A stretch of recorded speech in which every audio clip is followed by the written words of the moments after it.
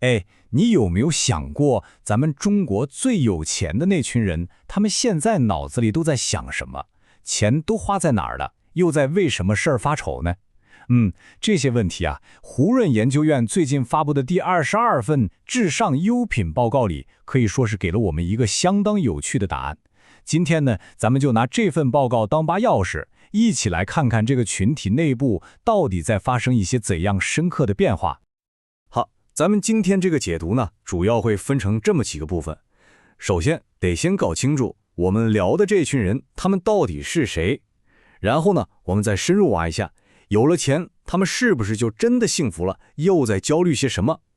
接着，咱们会看到一个特别有意思的趋势，就是他们的消费观念可以说是在发生天翻地覆的变化。最后，再看看这些变化又是怎么影响他们的投资和未来规划呢？行，那我们现在就开始吧。好，那咱们第一个问题就来了啊，我们口中说的这个富裕人群，到底是一群什么样的人？如果用一句话来概括，那就是比以前更年轻，也更有钱。咱们来看几个关键数字，你就明白了。你看啊，这份报告给我们画的这个像，可以说是相当清晰了。这次调研的对象是470位家庭资产在1000万以上的高净值人士，他们住在哪儿呢？绝大多数都集中在北上广深这些一线城市。那他们是做什么的呢？主要就是金融、互联网，还有一些新兴产业，都是些高增长的领域。那他们到底多有钱呢？咱们来看这个数字，61000万人民币，这是他们平均的家庭总资产。你可能对这个数字没什么概念，这么说吧，这个数比过去5年的平均水平高了差不多40%，这个财富积累的速度真的是非常惊人。不过，我觉得真正有意思的还不是钱，是他们的年龄。你看，平均只有35.6岁，你想想，这是一个多么年轻的群体啊！这就意味着他们跟上一辈的企业家不一样，他们有活力，但是呢，他们面临了挑战和思考的问题也完全是新的。那问题就来了，有了这么多钱，他们是不是就一定更幸福了呢？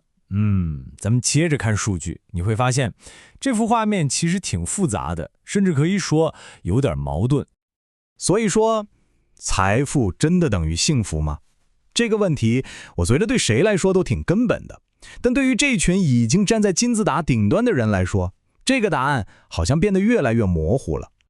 你看数据他们的总体幸福指数打分是8.1分，这个分数说实话不低了，但是关键是跟前几年的最高点比，它其实是往下走的，这就很有意思了。财富在涨，幸福感反而没跟上。那这种矛盾具体体现在哪儿了呢？你看这张图就特别清楚。一方面是对自己工作和财富传承的满意度在明显下降，但另一方面呢，对孩子教育、父母老养这些事儿的焦虑感反而在往上走。简单来说就是事业上好像没那么有成就感了，反倒是家庭的责任和压力越来越大。好，这种内在的焦虑感就直接带来了一个后果，他们的价值观和花钱的方式开始发生巨大的转变。这也是咱们今天要聊的这份报告里最核心的一个发现。大家开始从追求我拥有什么东西，转向了追求我经历过什么。这个转变就像一个天平一样。你看，天平的一头，物质消费在往下沉。也就是说，他们主动的在减少买小表、买珠宝这种实体奢侈品的开销，而另一头呢，服务和体验消费在往上翘。他们开始把更多的钱花在那些能丰富自己人生、提升自己的体验上面。咱们把这2张图放在一块儿看，这个趋势就更清楚了，简直一目了然。你看左边，计划要减少消费的，排在最前面的就是日用奢侈品、名表这些。那钱从这些地方省下来，流到哪里去了呢？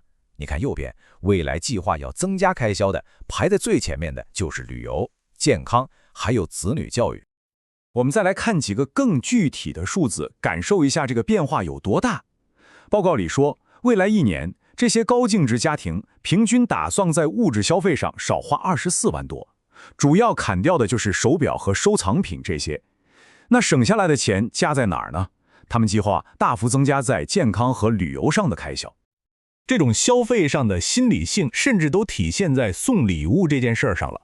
你比如说，以前送给男士的礼物，首选一般都是名表啊、高端白酒啊，但现在呢，你猜是什么？是电子产品，这种更实用的东西，已经成功取代了过去常年霸榜的手表，成了新的第一选择。好，聊完了消费，我们再来看看投资。这种理性的心态啊，很自然的就延伸到了他们的投资策略上。总的来说，我们能看到一个非常明确的趋势，就是变得越来越谨慎了。这种谨慎体现在哪儿呢？就是他们开始从过去特别火的那些领域，比如说国内的房地产啊、艺术品投资啊，慢慢的把钱抽出来。那钱去哪儿了呢？去到了一些他们觉得更安全的避风港。这里面最典型的就是黄金。您看啊，就连报告的发布者胡润自己都特别强调说，黄金已经连续3年都是这群高净值人群最偏爱的投资品了。连续3年呢，这说明什么？说明在当前这种不确定性比较高的环境里，保值避险已经成了他们做投资时最重要的一个逻辑了。好，最后一部分，咱们来看看这场理性的归回到底在怎样一点一点地改变他们的日常生活，还有他们对未来的规划。这种理性啊，首先就体现在对自身健康的投入上。他们越来越明白，健康才是1，其他都是后面的0。所以他们开始非常重视预防。你看，从保证每天6.7个小时的睡眠，到规律的运动、健康的饮食，再到每年都去做深度的体检，这已经形成了一个非常完整的健康管理闭环了。而且展望未来，还有一个特别有意思的现象。你看这个图，大家对未来健康管理方式的兴趣里，中医理疗的兴趣一下子上升了8个百分点，涨幅非常大。这说明什么？说明大家开始追求一种，怎么说呢？就是把现代科技和传统智慧结合起来的养生方式。他们的闲暇时间也变得越来越动感，越来越亲近大自然了。以前大家可能觉得有钱人就是打打高尔夫什么的，但现在你看，最受欢迎的运动方式排在第1、第2的是登山、徒步还有跑步。这些运动已经超过了很多传统的所谓的高端运动。所以你看啊，聊到这儿，我们就会发现，中国富裕人群的这场集体变化，其实已经不只是一个简单的消费趋势了。它更像是一场大家对于什么是成功、什么是有价值的人生的重新思考和定义。那最后啊，留给大家一个问题：当拥有物质不再是人生的主要目标之后，这场理性的归还又会怎样去重塑我们每一个人对未来品质生活的定义呢？